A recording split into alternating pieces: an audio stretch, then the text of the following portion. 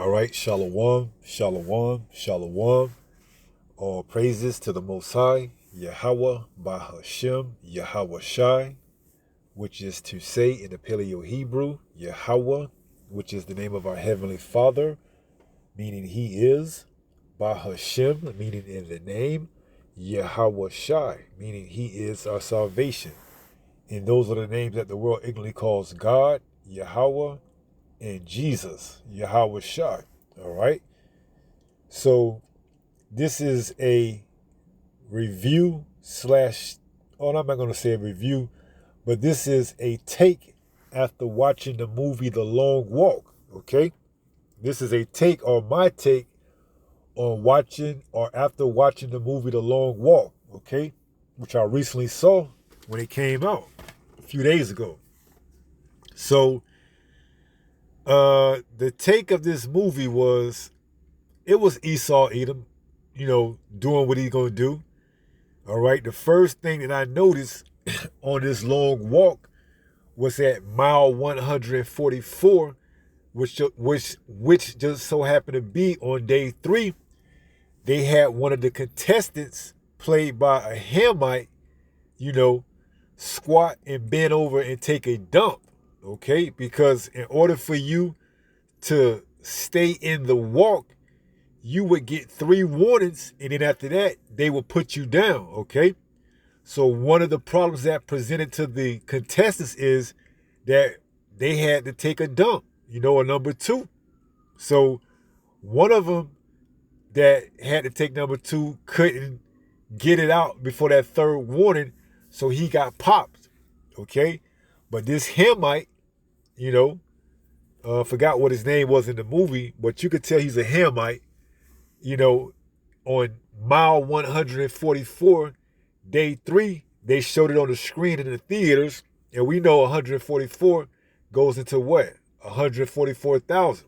So this is Esau Edom, little sly jab at the truth, okay? And day 3, we know 3 goes into mercy. So Esau Edom had a Hamite shit on our mercy, okay? Showing you that he knows the truth, man. All right. And I looked at it as spiritual because I know it wasn't just happenstance that they put 144. Okay. Because throughout the movie, they will put the mile and the day that the contestants were walking. Started from day 1, mile 1.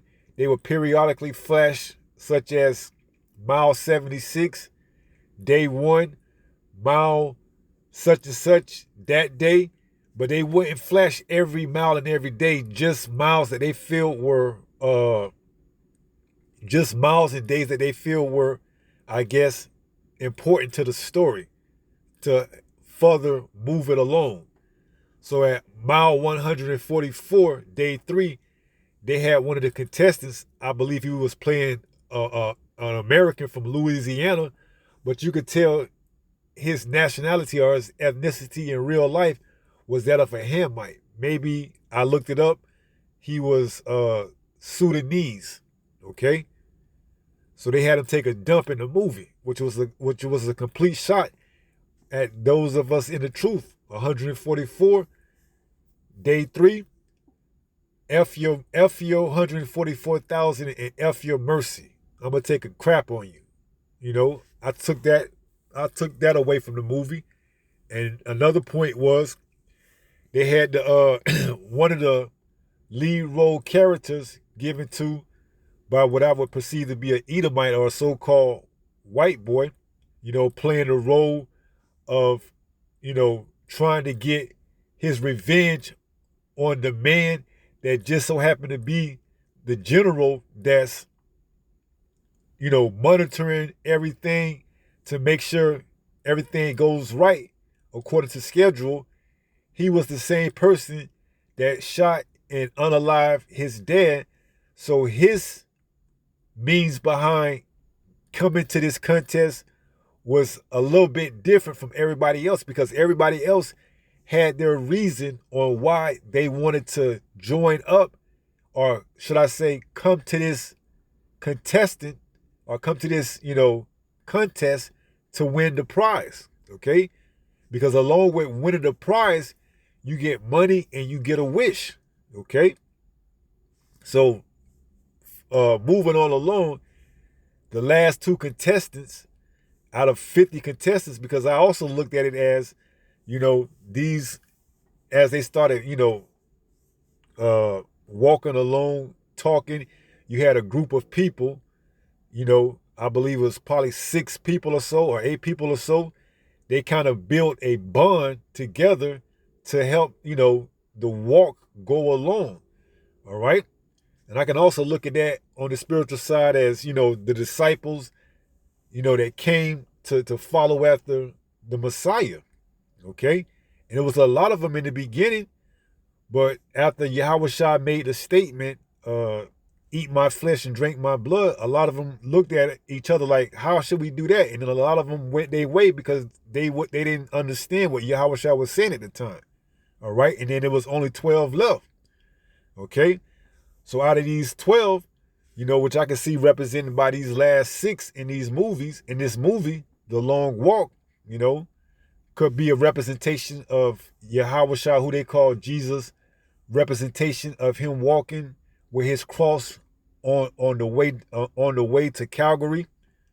You see, he made friends with this so-called black boy named Peter, who I thought at first initially this could have been Peter, as in you I'll build my rock.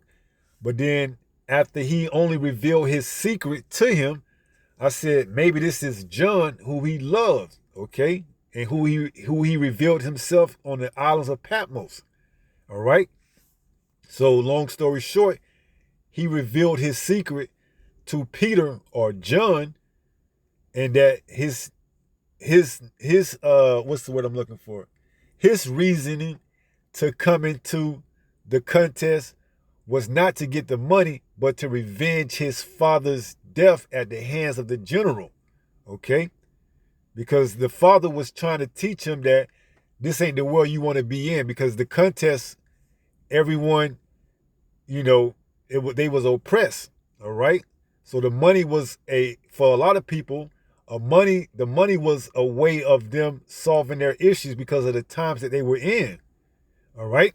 But like I said, the last 2 contestants was this Messiah figure who they had set up, as I forgot his name in the movie. It's probably going to say it in this article right here. And then the so-called black kid, whose name was Peter, who this so-called white person revealed his secret to, where he wouldn't reveal it to everyone else. All right? Just like how Yahushua came to John the Revelator in a vision and revealed himself to him in Revelation 1 and 13.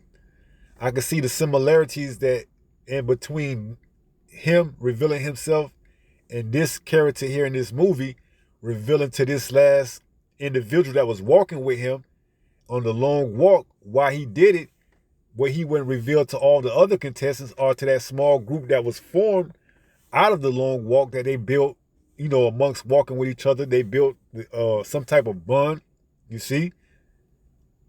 Because why? They tried to make this long walk as bearable as possible, even if it meant building a bond for the time being, because only one person can win. All right? Only one person can win, and that was whoever lasts the longest, which turned out to be who? John, or should I say Peter in the movie. All right? And we know John, who got exiled to the islands of Patmos, he didn't die like the other disciples, all right? So even in this movie, the so-called black kid whose name was Peter, he didn't die. He won the contest, okay? And he actually did with that Messiah figure, who I believe they put up as the Messiah figure, whitewash. You see, Esau was throwing jabs all at the truth, okay? He had this white figure, so-called white figure, as the Messiah, when we know, according to the Bible, he revealed himself to John as a so-called black man. But see, Esau Edom was doing shit ass backwards in this movie and taking little pot shots at the truth. This what do you expect from a 1948er, Steven Spielberg? Steven Spielberg, if I'm not mistaken. He's the one that redid this. So within the white Messiah-like figure, going off, he had revealed his secret or his reason for the contest to who I think they tried to, put in as John the Revelator, because this Messiah, so-called white Jesus, wouldn't reveal why he was here to anyone else, but at the end to John the Revelator, or Peter, what is his name in the video or in the movie. And at first, Peter didn't want him to go through with it, all right? But at the end, he did what he asked him to do, or what he didn't do, because it came down to those last two. And this Messiah figure just sacrificed himself by stopping to walk, and they offed him. So then Peter, played by the so-called black kid, he got his wish, and he asked the general that he wanted a carbine, and he said, the one that the military guy is holding. He said, I want that carbine. So he gave him his wish, and he gave him the carbine, which is like a assault type rifle. And then he pointed at the general, and he pulled the trigger. Okay? So that was my take on the movie The Long Walk. If you didn't have nothing to do, it was good. It was a good, thing to do if you wanted to pass some time for an hour and 48 minutes or 50 minutes.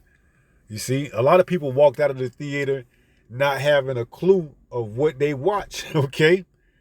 But I kind of seen the spiritual aspect on all levels, how Esau Edom was throwing little jabs at the truth, and how he's trying to reverse and twist the truth, as he did up to his old tricks, whitewashing, wanted the Messiah to be like a so-called, white figure. Then have the so-called black kid, posing as his crutch. So I kind of seen it for what it was, but it was a overall decent movie. Out of the 10, I give it probably a 5. If I'm being, honest, I give it about a 5. So this is the movie in general, The Long Walk, Ending Explained. It says the Long Walk adaptation made a few key changes to Stephen King's story. Oh, so I said Stephen King. I might have said Steven Spielberg earlier, so I'll correct myself, Stephen King. It says that might catch some fans off guard. See? And this is the so-called black boy named Peter, and that's the so-called white boy who I think they put up as the white, Messiah type figure. All right. So it says the biggest change of the film came in the final moments. The winner of The Long Walk is completely different than who comes out on top in King's 1979 dystopian thriller. But is the change a good one? Does it make sense? Is it earned, or does it feel like a change just for the sake of it? And I gotta admit, I didn't see the first one in 1979. All right, I wasn't even alive back then.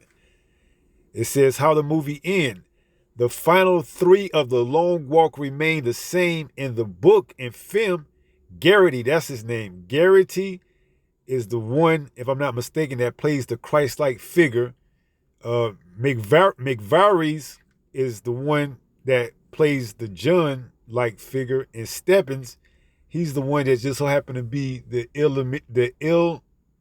illegitimate child of the general. Okay, if I'm not mistaken, I believe those are the characters.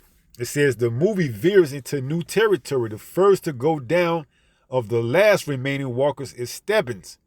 He does so after finally bonding with the other 2, telling them that he is the major's bastard, and then willingly chooses to stop walking.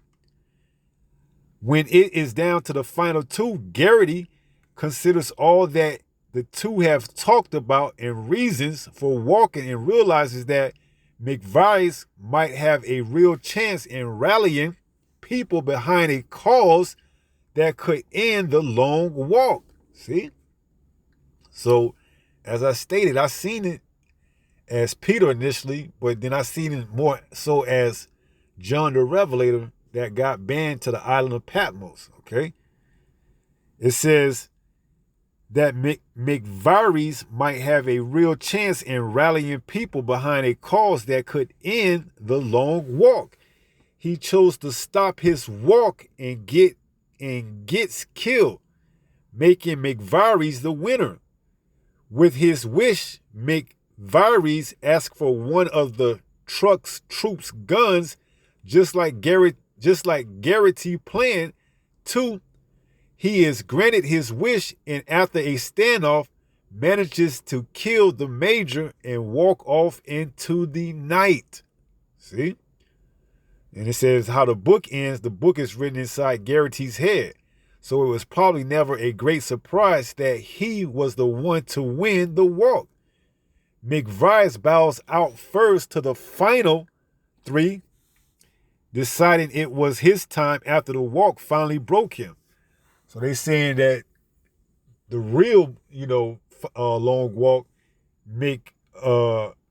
Garrity wins, but in this version, they saying it's more like an illusion, of a dream, and this is how he would have dreamed it up, and it makes sense, because when have you known the black person to be the last one standing? Okay, only in a dream, all right, which is another slight jab at the truth, man.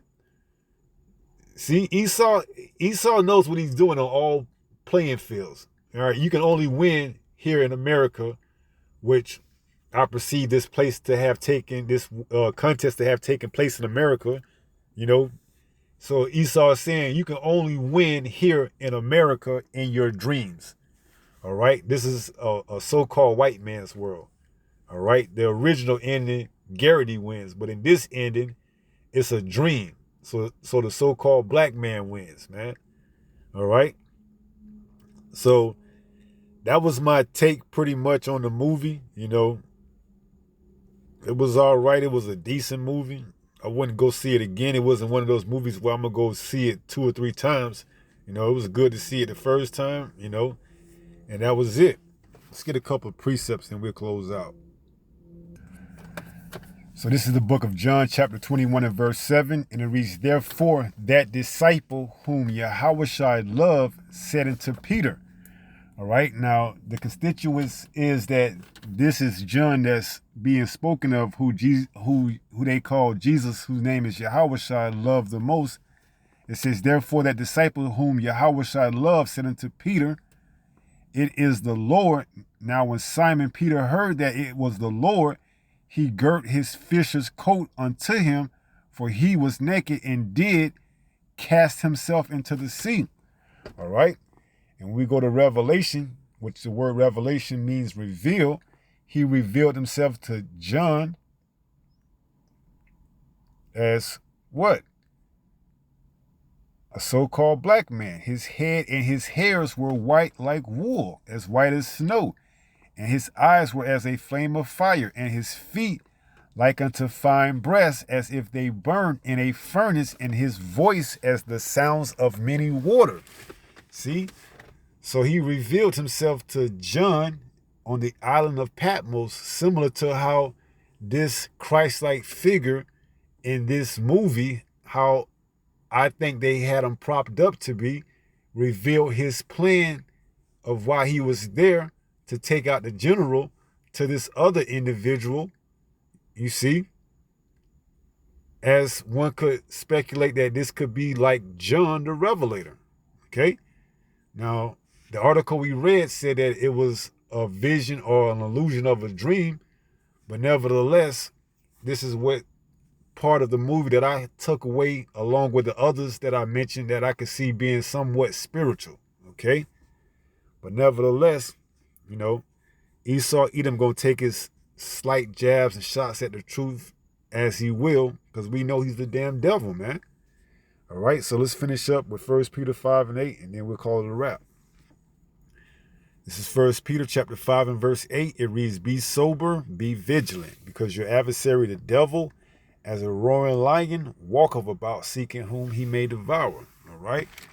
So I'm trying to think of that scripture that says, we spiritual men, we can judge all things, even a movie. So I'm roughly paraphrasing, but yeah, we can even judge a movie. Okay. The spiritual man judges all things, but he himself is not judged. So this was a take on the movie The Long Walk.